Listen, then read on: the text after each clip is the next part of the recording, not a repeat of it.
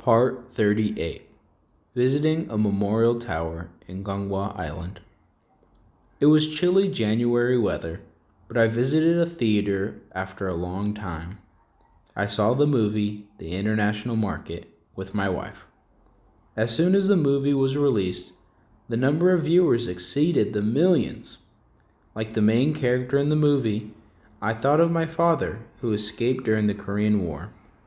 When my father told us about the KLO unit that he had been in through the crisis of the Korean War, all my brothers listened to it, but it went in one ear and out the other. In 2002, during the Kim Dae-jung administration, I was assured that my father was a real member of the KLO unit. At that time, the government decided to designate KLO soldiers as Korean War veterans and included my father in the list of governmental support. Then I could see the fact clearly in the process. I was grateful for my father's choice of liberalism instead of being left-wing. After the movie, I decided to visit Ganghwa Island with my wife. First, I visited the Ganghwa KLO Memorial Tower at Hajjeonmyeon. I thought my father's name might be on the memorial stone, but his name was not listed. I remember my father, who was excited about his name being posted there. It was late, but I searched the Gyeodong area where my father served.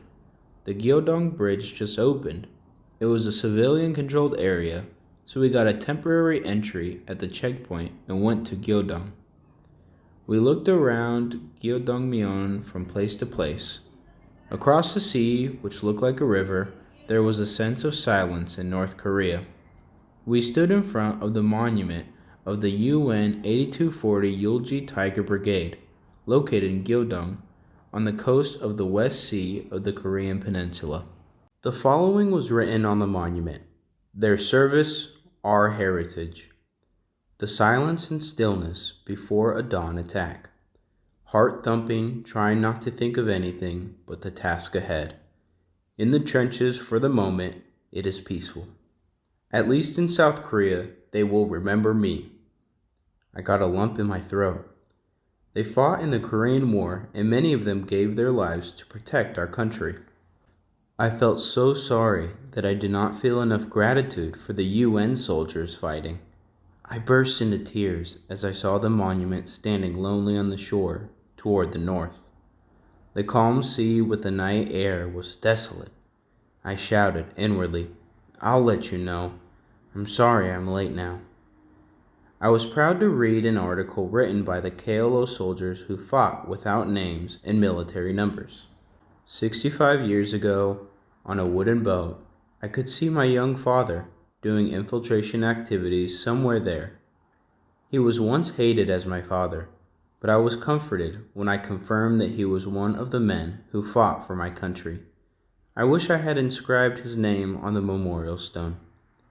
The sun was crossing over the sea, and the sunset was spreading red across the sky.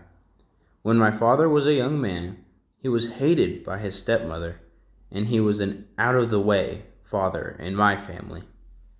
Even under such circumstances, he had remained unmoved by the waves of the left and served as a member of the KLO unit. I am grateful for that.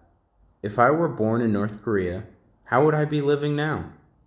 It is terrible to think that there is no freedom, as well as ample food and economic leeway like owning a house or a car.